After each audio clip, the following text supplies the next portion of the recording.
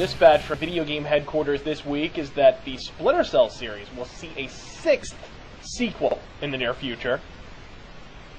Now, I'm actually a huge Splinter Cell fan, but seeing as I've already planted my foot squarely in Ubisoft's lower intestine, I figured I may as well reel the fuck back again and aim for their duodenum.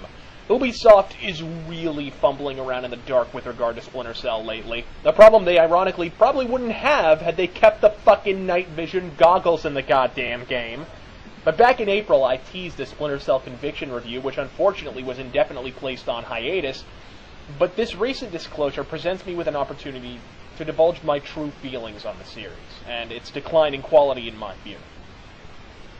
For my money, what's transpired with the Splinter Cell series, it's like a perfect microcosm of the affliction that's beset the industry as a whole. I'm convinced that as time goes on, gamers are going to look back on gaming in the late 90s and the aughts, and they're going to say to themselves, 98 to 2001 was like the Triassic period, the building years, when big franchises finally mastered 3D and found a formula that worked for them.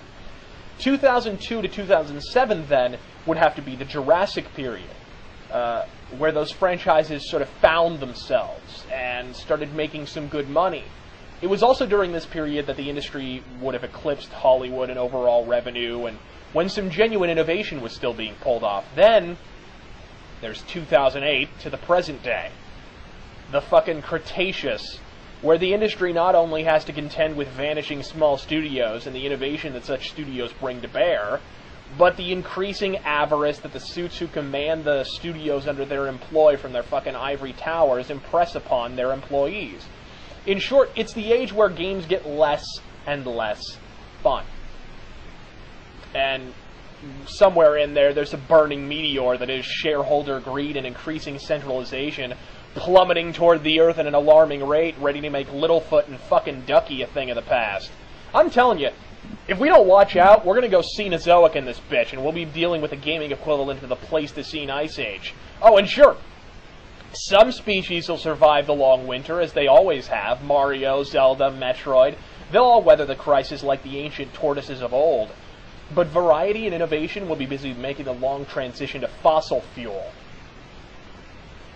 Wow, that was a long and convoluted analogy. It's about twice as complex as the plot of the last Call of Duty game, as a matter of fact. But it's fucking true. And more to the point, it just defies logic that you have a game like Splinter Cell, which is selling tons of units right up until that last disappointment. And the studio decides that they're going to change everything from top to bottom. I mean, you think the change they ultimately arrived at was jarring and unwelcome? Take a look at the early trailers for Conviction. They were ready to turn that shit into present-day Assassin's Creed. So, as bad as it was, look at how bad it could have been. I would understand if Double Agent had been a financial disappointment, but it wasn't. It sold more than any game in the series to date.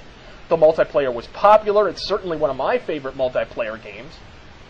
Prior to Conviction, Splinter Cell was selling just fine.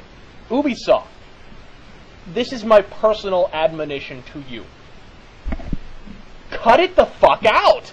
I'm not asking you to never change the series at all. Everything has to grow and evolve, but as a rule, when you find yourself removing things rather than adding them, the red flag should pop right the fuck up.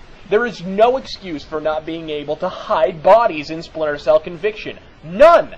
You just removed it arbitrarily, like, well, this isn't a stealth game anymore, we'll just remove this core pillar of gameplay. Nobody will mind. Ubisoft, look at the sales for Conviction. Look at them. We fucking mind.